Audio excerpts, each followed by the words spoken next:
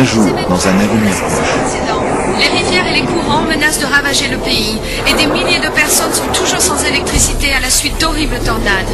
3 ouragans viennent juste de frapper le sud de la ville. Et maintenant, un tremblement de terre. Je n'ai jamais vu une météo aussi épouvantable. Mettez-vous à l'abri.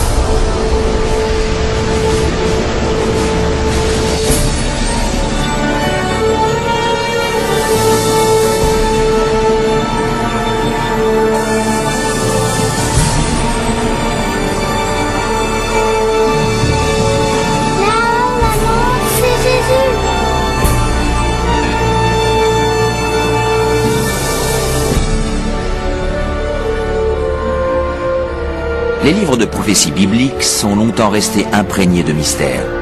Textes anciens, nombres cryptiques, images symboliques, tous décrivent d'épouvantables événements apocalyptiques proches. Est-il vraiment possible de les comprendre? Qu'est la marque de la bête? Serait-ce, comme certains le prétendent, une puce implantée sous la peau? Quelque chose de plus insidieux? Et l'Antéchrist? Ce sinistre ennemi de Dieu a-t-il déjà fait son apparition? Ou est-il encore à attendre dans l'ombre? La fin du monde sera-t-elle déclenchée par des attaques terroristes? Serons-nous témoins des horreurs d'Armageddon et des 7 dernières plaies? Que faut-il savoir pour ne pas être laissé pour compte lorsque le Seigneur reviendra? Reconnaîtrons-nous les derniers jours et saurons-nous à quoi nous attendre? Vous allez découvrir ce que la Bible dit réellement sur les événements terrestres de la fin des temps. Joignez-vous à moi et découvrons ensemble les faits se cachant derrière la fin du monde dans la prophétie biblique.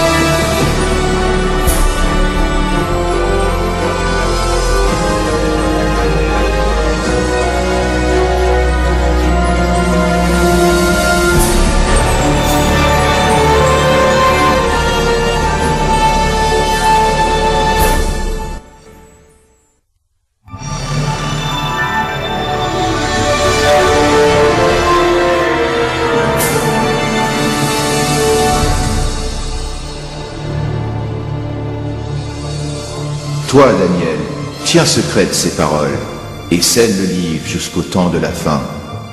Plusieurs alors le liront, et la connaissance augmentera. La fin du monde, cela arrivera-t-il vraiment? Si oui, quand? C'est l'une des questions les plus importantes et mystérieuses de tous les temps.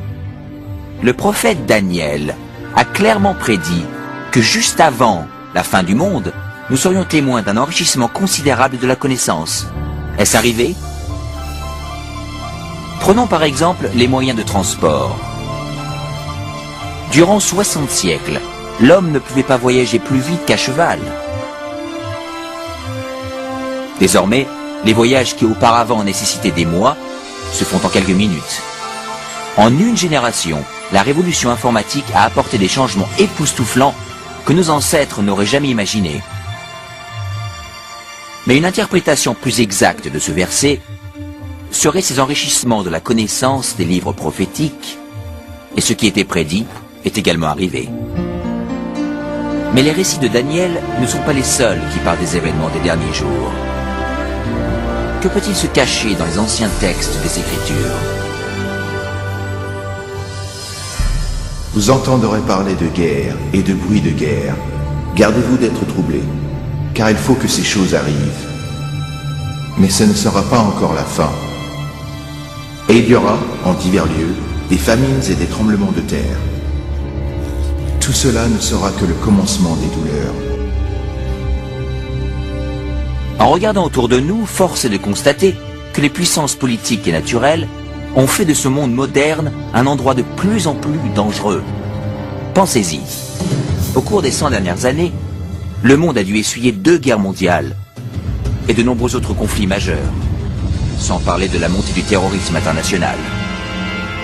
À ajouter à cela l'augmentation de catastrophes naturelles mortelles, tremblements de terre, incendies, inondations, tempêtes et dérèglements climatiques. Tout cela ravageant notre planète. Étonnamment, l'apôtre Jean avait prédit un autre signe de la fin des temps, la capacité de l'homme à détruire la planète. Dans l'Apocalypse chapitre 11 verset 18, il est dit que le jour viendra où Dieu détruira ceux qui détruisent la terre. Il est évident que cette prophétie s'est vraiment réalisée. Durant des siècles, l'homme ne pouvait que lancer des flèches enflammées ou tirer des boulets de canon. Nous possédons désormais des armes dévastatrices, pouvant anéantir la vie sur cette planète. En réalité, Jésus avait même prédit que si son arrivée était repoussée, aucun être ne survivrait. Le Christ nous avait prévenu que nous aurions à faire face à tous ces dangers, mais que ceci ne serait que le début de la fin. Est-il possible que la fin du monde soit réellement déclenchée par l'humanité? Sache que dans les derniers jours, il y aura des temps difficiles, car les hommes seront égoïstes, amis de l'argent, fanfarons, hautains, blasphémateurs, rebelles à leurs parents, ingrats, irreligieux, insensibles, déloyaux, calomniateurs, intempérants, cruels, ennemis des gens de bien.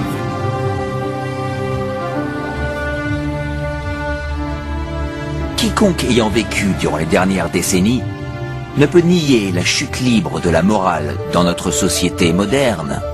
Chaque génération repousse les limites d'une conduite acceptable. Chaque nouvelle génération évolue donc dans un contexte moins moral que la précédente. Malheureusement, cette tendance semble inexorable. À l'époque de Noé, la décadence conduisait à la destruction avec le déluge. Au temps de Lot, la dépravation perverse de Sodome et Gomorrhe conduisit à la destruction de ces cités par le feu divin. Ce qui arriva du temps de Lot arrivera pareillement. Les hommes mangeaient, buvaient, achetaient, vendaient, plantaient, bâtissaient. Mais le jour où Lot sortit de Sodome, une pluie de feu et de soufre tomba du ciel et les fit tous périr. Il en sera de même le jour où le Fils de l'homme paraîtra. Est-il possible qu'aujourd'hui, la perversion et l'immoralité puissent encore appeler les jugements du ciel? En plus du déclin moral de la société, la Bible prévoit également une montée en flèche du spiritualisme et de l'occultisme dans les derniers jours. Mais l'Esprit dit expressément que dans les derniers temps, quelques-uns abandonneront la foi pour s'attacher à des esprits séducteurs et à des doctrines de démons. La communication avec les morts, longtemps interdite par les Écritures, est maintenant largement acceptée, même dans les églises modernes.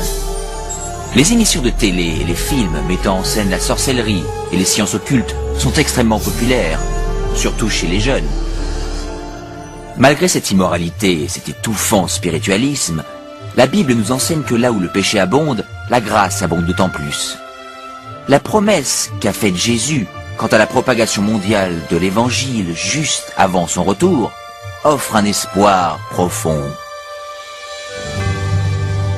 Cette bonne nouvelle du royaume sera prêchée dans le monde entier pour servir de témoignage à toutes les nations. Alors viendra la fin. La tâche de répandre l'Évangile aux 4 coins de la terre, qui autrefois paraissait insurmontable, devient vite une réalité. Grâce aux missionnaires, aux livres, aux cassettes, aux émissions satellites et à l'Internet, l'évangélisation s'accélère autour du monde. le message du Sauveur n'a jamais été aussi répandu qu'aujourd'hui. La Bible révèle que nous vivons actuellement les derniers jours de la Terre. L'amélioration de la connaissance, l'instabilité globale, le déclin moral et l'intérêt démesuré pour l'occultisme prouvent que la fin est proche. Les signes de la fin sont bel et bien visibles. Mais il y a plus. La Bible annonce aussi que ce sont ces forces opposées du bien et du mal qui conduiront le monde à la bataille finale d'Armageddon. Bientôt, une crise mondiale encore inconnue plongera la planète entière dans les événements les plus terribles jamais vus encore. Car alors la détresse sera si grande qu'il n'y en a point eu de pareil depuis le commencement du monde jusqu'à présent, et qu'il n'y en aura jamais. Quelle catastrophe déclenchera cette crise? Et quand aura-t-elle lieu? Se peut-il que ce soit un acte terroriste dévastateur? Un crash économique? Ou même un tremblement de terre, un astéroïde ou autre cataclysme? Une catastrophe chimique ou un fléau biologique mortel? Peut-être un mélange de tous ces désastres. Mais même si la Bible ne révèle pas l'événement précis, elle annonce les scènes dramatiques qui y succéderont. Dans notre rubrique suivante, vous en découvrirez plus sur ces événements renversants, terrifiants, que la majorité des chrétiens ne sont pas prêts à affronter.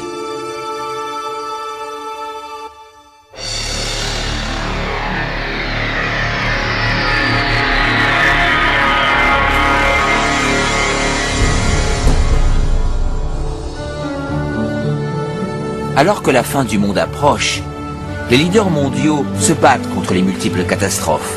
Pendant ce temps, les chrétiens fidèles à Dieu font l'expérience d'un merveilleux élan d'énergie venant du Saint-Esprit.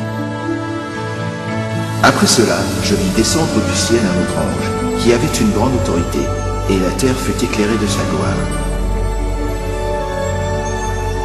Ce grand pouvoir qui illumine le peuple de Dieu, c'est le Saint-Esprit. Avec une sainte audace, il témoigne pour Dieu, implorant les églises pour qu'elles se réforment et appelant les égarés à venir vers le Christ. Il respecte la parole de Dieu et encourage le monde à se repentir et à obéir au commandement divin. Une atmosphère de renouveau se répand sur la planète et il appelle tous les pasteurs et les membres de l'Église à sauver les âmes. Alors que l'œuvre du Saint-Esprit augmente et les manifestations occultes s'intensifient, les démons trompeurs apparaissent par milliers en se faisant passer pour des êtres aimés, décédés ou des saints du passé. Ils parlent de paix et d'espérance en présentant des doctrines pleines d'erreurs subtiles et dangereuses. La Bible nous prévient. Car ce sont des esprits de démons qui font des prodiges. Comme on le suppose, ces manifestations ont une grande influence et très peu se prononcent contre elles. Jusqu'ici, les familles et les églises sont restées inefficaces dans leur tentative d'enrayer cette vague de malfaisance mondiale. Au cœur de cette agitation politique, morale ainsi qu'environnementale, les hommes cherchent le moyen de bloquer cette immoralité grandissante que nous avons aujourd'hui. Poussés par les électeurs, les leaders religieux et politiques mettent en place des mesures légales plus fortes pour restaurer les principes divins et la paix. Sous cette pression, le gouvernement vote des lois allant à l'encontre des principes de Dieu.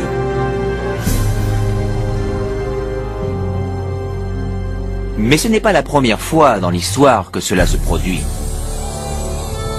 Rappelez-vous l'histoire de Daniel, chapitre 3, lorsque le roi babylonien Nabuchodonosor ordonna à tout son royaume de se prosterner et d'idolâtrer l'imposante statue qu'il avait faite sculpter. 3 jeunes Hébreux savaient que cet ordre était contraire au 2e commandement concernant l'idolâtrie. Déterminés à rester fidèles à Dieu, ils refusèrent de se prosterner. Le roi les fit jeter au bûcher. Mais Dieu intervint miraculeusement et leur sauva la vie. Et il y a également l'histoire de Daniel dans la fosse aux lions, lorsque le roi de Perse proclama une loi interdisant de vénérer tout autre dieu que lui-même durant 30 jours. Daniel savait qu'en obéissant à cette loi, il devait violer le premier commandement de Dieu.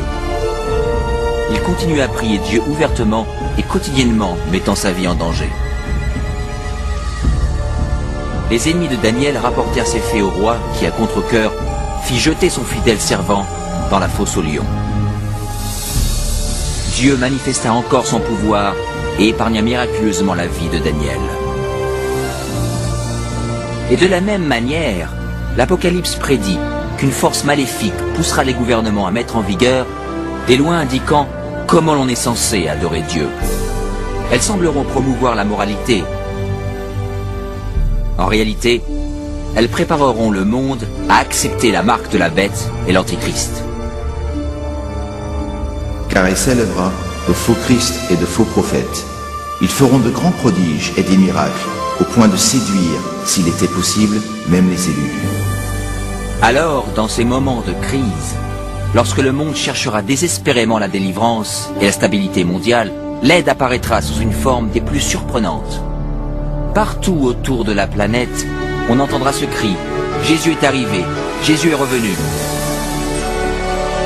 Un être rayonnant et charismatique se présentera comme le Fils de Dieu. Une nuée de reporters affluera pour voir cet être surnaturel faire des miracles. Ils l'entendront répéter les mots prononcés par Jésus dans les Écritures. Cet événement sera retransmis via satellite et des millions de gens croiront, à tort, que cette apparition confirme les Écritures. Il sera vu de tous. Beaucoup de religions attendent la venue imminente d'un sauveur. Et cet être radieux paraît être la réponse à toutes leurs prières. Mais dans le deuxième épître Corinthiens, la Bible met en garde contre Satan sous l'apparence d'un ange de lumière. Ce n'est pas Jésus que les hommes accueillent à bras ouverts, mais Satan, se faisant passer pour le Fils de Dieu. Et ce faisant, le diable est ainsi capable de réunir les hommes et de renforcer ainsi son système de culte trompeur. Il réalise alors la plus grande imposture jamais commise envers la race humaine.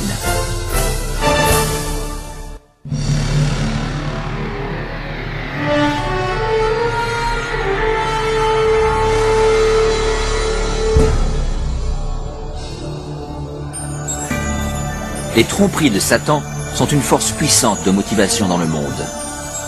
La plupart des leaders spirituels acceptent le grand imposteur ainsi que son faux système de culte. Alors que les catastrophes s'intensifient, les chefs d'église veulent pousser la planète à adhérer aux doctrines trompeuses de cet imposteur et faux messie. C'est ici la persévérance des saints qui gardent les commandements de Dieu et la foi de Jésus. Mais tous ne sont pas dupes. Certains se rendent compte que la Bible avait prédit cette supercherie. Et ils savent que le but de ce faux messie est d'éloigner les hommes des commandements de Dieu. Mais ce n'est pas la première fois que Satan apparaît en ange de lumière. Lorsque le Christ fut tenté dans le désert, Satan lui apparut, déguisé en glorieux messager de Dieu. Le diable révéla sa vraie identité lorsqu'il incita Jésus à désobéir à la parole de Dieu. Et une fois de plus, avec des tactiques semblables, le diable tenta de pousser le monde à bafouer la loi de Dieu. Nul ne peut servir deux maîtres, car ou il haïra l'un et aimera l'autre, ou il s'attachera à l'un et méprisera l'autre. Vous ne pouvez servir Dieu et Mammon. Le monde entre alors dans une période de décision. Le faux Christ et la discorde mondiale polarisent le monde en deux groupes bien distincts. Ceux qui suivent la Bible et ceux qui suivent la bête. L'inquiétude remplit le cœur des hommes et la religion est le thème principal dans l'esprit de tous. Dans les interviews à la télé et à la radio, ainsi que dans les débats, les vrais disciples de Dieu sont portés devant les leaders mondiaux où ils fournissent les raisons bibliques de leur opposition au faux système de culte imposé aux masses. Les commandements de Dieu et ce qui constitue le vrai culte sont au centre de toutes les discussions. Motivés par le Saint-Esprit et par les arguments bibliques des serviteurs de Dieu, des milliers de gens à travers le monde quittent leurs églises sans vie et prennent position aux côtés des vrais disciples de Jésus. La question, doit-on obéir à Dieu ou à l'homme? Obéir aux coutumes ou aux Écritures? polarise le monde entier en deux blocs opposés. D'un côté, ceux qui reçoivent le sceau de Dieu, et de l'autre, ceux qui reçoivent la marque de la bête. Que celui qui est injuste soit encore injuste, que celui qui est souillé se souille encore, et que le juste pratique encore la justice, et que celui qui est saint se sanctifie encore. Ce texte annonce clairement le prochain événement, lorsque chaque homme, femme et enfant prendra sa décision d'être pour ou contre le Christ. Et les fidèles, ceux qui respectent la parole de Dieu, seront de son côté, malgré une opposition intense. Et d'un autre, ceux qui acceptent les traditions religieuses imposées par l'homme. Comme la porte de l'arche de Noé fut scellée avant le déluge, celle de la miséricorde est ainsi fermée au monde, et la grâce de Dieu n'est plus accessible. La deuxième venue du Christ est imminente. Mais tout d'abord, le monde doit subir la série de plaies la plus dévastatrice jamais endurée par l'humanité. Et j'entendis une voix forte qui venait du temple, et qui disait aux 7 anges, « Allez, et versez sur la terre les 7 coupes de la colère de Dieu. » Le premier alla, et il versa sa coupe sur la terre. Et un ulcère malin et douloureux frappa les hommes qui avaient la marque de la bête et qui adoraient son image. Tout espoir d'amélioration est détruit lorsque les 7 dernières plaies de l'Apocalypse s'abattent finalement sur notre planète. C'est le fléau le plus abominable jamais vu par l'homme, et c'est aussi le dernier. La première plaie est extrêmement douloureuse et effroyable et cause une atroce souffrance pour les égarés. 6 autres suivent rapidement. L'eau des mers et des rivières se change en sang. Le soleil reçoit le pouvoir de brûler les hommes. Plaie après plaie se suivent. La terreur règne sur les peuples de la terre, frappés de panique. Pendant ce temps, une partie des rescapés trouve refuge à l'écart, où ils sont protégés et soutenus par les anges de Dieu. D'autres sont jetés dans des prisons. Alors qu'ils semblent oubliés par l'homme, ils ne sont pas oubliés par Dieu. Les fidèles sont protégés des plaies, comme les enfants d'Israël furent préservés du fléau qui s'abattit sur l'Égypte. Les fidèles traversent alors une terrible période de quête spirituelle. Leur seule pensée devient « Sommes-nous dans les pas de Dieu ?» Ils trouvent la tranquillité en faisant confiance aux promesses de Dieu. Et le dragon fut irrité contre la femme, et il s'en alla faire la guerre au reste de sa postérité, à ceux qui gardent les commandements de Dieu et qui ont le témoignage de Jésus. Convaincus par le faux Christ, les misérables égarés pensent que leur seul espoir de se débarrasser de ce fléau est d'éliminer leurs opposants. On décide donc de rechercher et d'exterminer en une journée le peuple de Dieu qui se raccroche aux Écritures. Sur le champ de bataille spirituel, ceux qui suivent les traditions de l'homme et adorent la bête affrontent ceux qui aiment Jésus et obéissent à ses commandements. Ceci est la dernière bataille d'Armageddon. La malfaisance du monde a atteint les limites de la patience de Dieu, et il est temps pour lui de secourir ses fidèles enfants.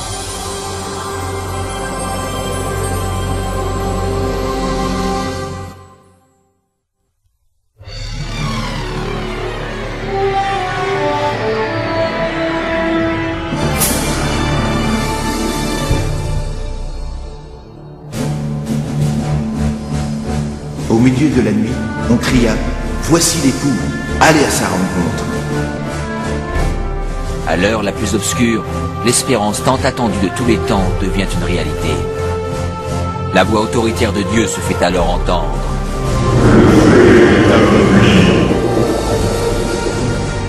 La voix tonitruante remue les cieux. Un puissant tremblement de terre signale alors l'approche d'une grande armada céleste. Les enfants de Dieu, qui étaient blêmes et hagards, se redressent devant leurs oppresseurs, encerclés par un arc-en-ciel lumineux. Leurs visages resplendissent, car ils savent que leur Rédempteur et ses anges viennent les chercher. Voici, il vient avec les nuées, et tout œil le verra, même ceux qui l'ont percé, et toutes les tribus de la terre se lamenteront à cause de lui. Ce n'est pas un enlèvement secret, comme vous avez dû l'entendre. Toute personne sur Terre assiste à cet événement extraordinaire, et la plupart en sont terrifiés. Les égarés s'enfuient dans les cavernes, tentant en vain de se cacher d'une voix sacrée. Et comme Jésus l'avait promis, les êtres malveillants qui avaient marqué son procès et sa crucifixion sont élevés de leur tombe pour le voir arriver dans un nuage de gloire. Car le Seigneur lui-même a un signal donné, à la voix d'un archange et au son de la trompette de Dieu, descendra du ciel, et les morts en Christ ressusciteront premièrement. On entend alors une trompette résonner dans les cieux. Et la voix toute puissante du Sauveur appelle les saints endormis depuis des siècles. Réveillez-vous, vous qui dormez dans la poussière, et levez-vous. Sur toute la terre, une armée de saints se lève de leur lit de poussière. Ils apparaissent dans des corps jeunes, glorifiés et immortels, sans aucune trace de maladie ou de défiguration. Ensuite, ceux qui ont traversé la période trouble sont également transformés. Ils reçoivent un nouveau corps, beau et immortel. Les âmes perdues, terrifiées, regardent avec angoisse cette scène surprenante. Ensuite, nous, les vivants, qui serons restés, nous serons tous ensemble, enlevés avec eux sur des nuées, à la rencontre du Seigneur dans les airs. Et ainsi, nous serons toujours avec le Seigneur. Les âmes transformées s'élèvent au-dessus de la destruction, laissant le monde en convulsion. Ils rejoignent leur Sauveur parmi les nuées d'anges. La peine, le péché et les souffrances resteront derrière eux. Le voile qui les séparait de leur Seigneur est éliminé pour toujours, et ils contemplent leur Dieu et son divin visage en face à face. Ce que tuera l'Éternel en ce jour seront étendus d'un bout à l'autre de la terre. Ils ne seront ni pleurés, ni recueillis, ni enterrés. Ils seront comme du fumier sur la terre. Au cours de la deuxième venue, le chaos règne sur la planète. Parmi les ouragans de démons hurlants, les tremblements de terre, les océans bouillonnants, les îles en disparition et les nuages menaçants, la terre est battue de grêlons gigantesques. Les âmes perdues encore vivantes sont bientôt détruites par la clarté de la présence du Seigneur. Leurs corps sont éparpillés sur la surface de la planète ravagée. Pour la première fois depuis sa création, la Terre est désormais complètement dépourvue de toute vie humaine. Seul Satan et ses anges déchus demeurent pour contempler les résultats de la rébellion.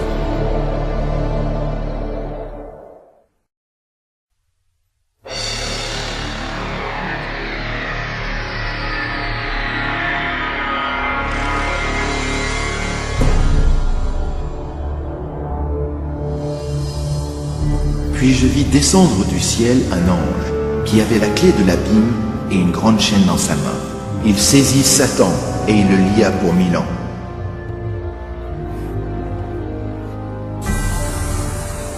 Entourés par le monde qu'ils ont ruiné, Satan et ses anges se retrouvent liés à la terre pour 1000 années. Ils sont emprisonnés sur cette planète sombre, déserte et abyssale. Seul avec ses démons, Satan doit attendre et méditer sur sa punition future. De tous côtés, il ne voit que villes dévastées, forêts brûlées et eaux desséchées, terribles conséquences de sa guerre contre le ciel. Coincé dans une vaste fosse sans fond, avec personne à tenter ou manipuler, il est misérable.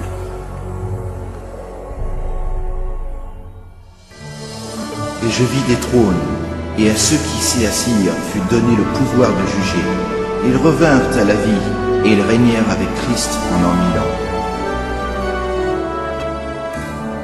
Alors que Satan médite seul sur son sort, les âmes rachetées profitent des gloires indescriptibles du ciel. Chacun rencontre son ange gardien qui répond aux multiples questions concernant sa vie sur terre. Puis Dieu, dans un acte ultime de révélation, les invite tous à participer au jugement des âmes perdues en ouvrant leur dossier.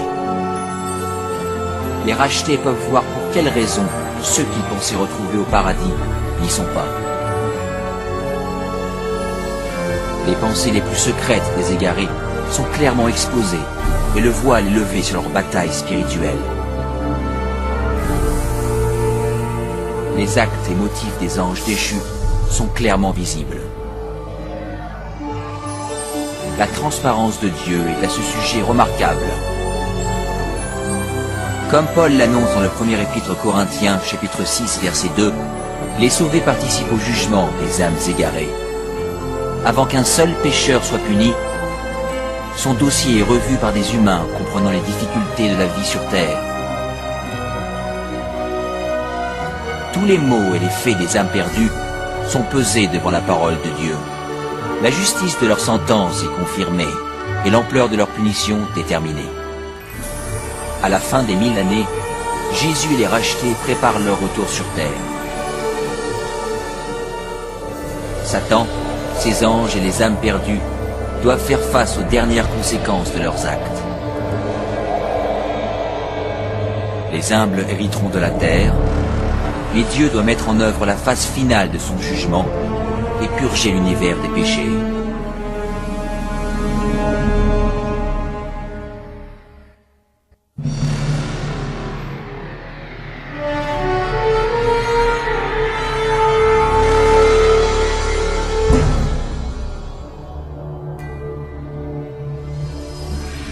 Et je vis descendre du ciel, auprès de Dieu, la ville sainte, la nouvelle Jérusalem, préparée comme une épouse qui s'est parée pour son époux.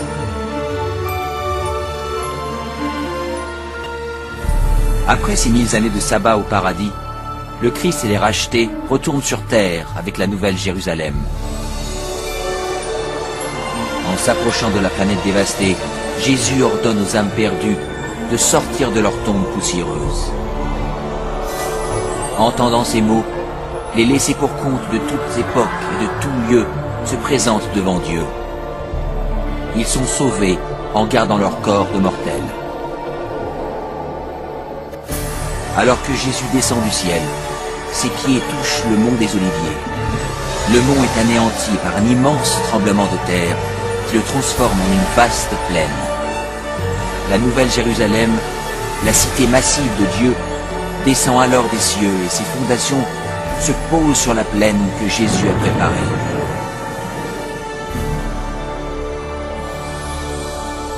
Quand les 1000 ans seront accomplis, Satan sera relâché de sa prison, et il sortira pour séduire les nations, afin de les rassembler pour la guerre. Étonnamment, Satan réussit à tromper ses adeptes une dernière fois. Il les mobilise pour prendre par la force la cité céleste. Les généraux et les militaires se préparent pour cette bataille épique.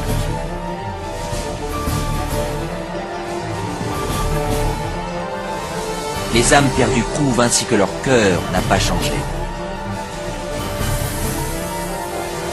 S'ils le pouvaient, ils renverseraient Dieu de son trône et s'empareraient de la cité sainte. Ils se rendent compte que cette guerre inutile est en réalité perdue d'avance. Le jugement dernier est arrivé. Et je vis les morts, les grands et les petits, qui se tenaient devant le trône. Des livres furent ouverts, et les morts furent jugés selon leurs œuvres.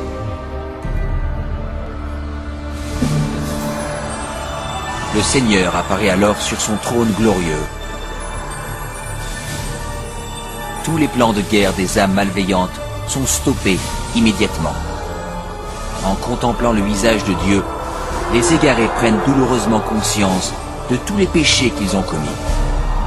Ils se rappellent de chaque instant où ils ont tait leur conscience, où ils se sont éloignés des supplications du Saint-Esprit. Certains pensaient avoir caché avec succès leurs péchés de meurtre, crime ou autres vices. Avec honte, ils comprennent à présent les mots de Jésus que l'on trouve dans Luc, chapitre 12. Il n'y a rien de caché qui ne doive être découvert, ni de secret qui ne doivent être connus. Chacun comprend qu'il a, par son propre choix, rejeté le salut en voyant défiler sous ses yeux le panorama de sa vie. Tragiquement, la paix et la joie de ceux qui habitent dans la cité ne seront jamais les leurs. L'intense désespoir qui les envahit entièrement dépasse tous les mots. Les rebelles ne peuvent nier la justice de Dieu qui les déclare coupables. D'une seule voix, ils s'exclament « Justes et bons sont tes chemins, ô toi, roi des saints !» Et à genoux, ils vénèrent le prince de la vie. Et ils montèrent sur la surface de la terre, et ils investirent le camp des saints et la ville bien-aimée. Mais un feu descendit du ciel et les dévora. Finalement, le temps est venu pour les égarés de faire face aux conséquences irréversibles de leurs actes. Sans avertissement, l'Apocalypse descend des cieux. La terre se rompt et le feu jaillit des cavernes.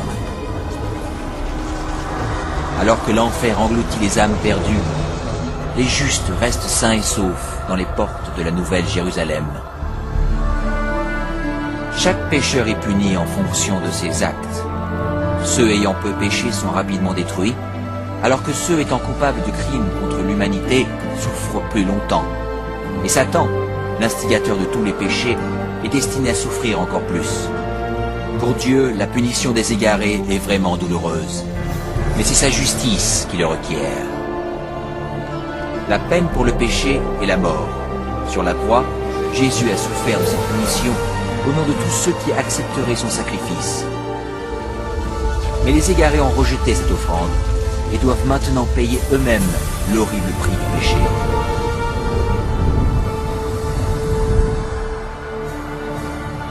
Car voici, le jour vient, ardent comme une fournaise. Tous les hautains et tous les méchants seront comme du chaume. Mais pour vous qui craignez mon nom, car ils seront comme de la cendre sous la plante de vos pieds. Alors que les dernières braises de la punition refroidissent, les citoyens de l'univers élèvent leur voix et prient Dieu pour que le règne de terreur de Satan soit à jamais terminé. La paix de l'univers est en sécurité. Dieu porte désormais son attention sur la création d'un nouvel Éden et d'une nouvelle terre.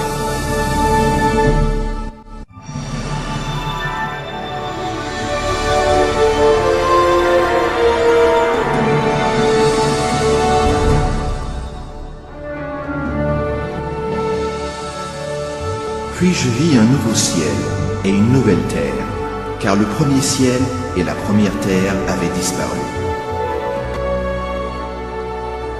Après avoir purifié la terre par le feu, le Seigneur entreprend son merveilleux travail de renouveau. Avec le pouvoir de ses mots, la terre retrouve son apparence d'Éden originel. Il fait entendre sa voix, et un tapis de végétation luxuriante recouvre la planète. Sous son commandement, la terre et l'eau regorgent de vie. D'innombrables créatures magnifiques explorent le nouveau paradis.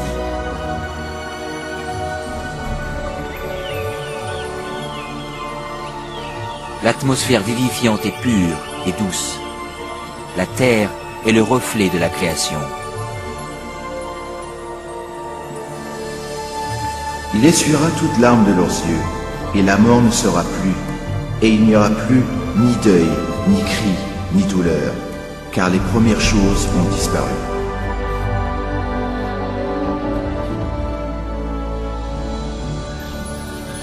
La sécurité de l'univers est assurée.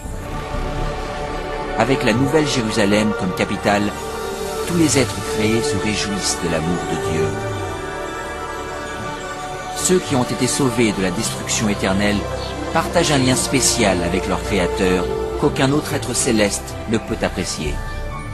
Alors que les péchés et les pécheurs ont été détruits pour toujours, une trace de la grande rébellion demeure. Qu'est-ce que t'as à la main? Ce sont les cicatrices sur les mains, les pieds et le côté de Jésus. Alors que s'écoulent les jours heureux de l'éternité, les souvenirs tristes et douloureux se dissipent dans la gloire et la splendeur des cieux. Les enfants immortels de Dieu peuvent désormais atteindre leurs plus grandes ambitions. La recherche de connaissances illimitées stimule l'esprit. Sans les contraintes d'une vie terrestre, les rachetés sont libres d'explorer les merveilles de l'univers infini de Dieu.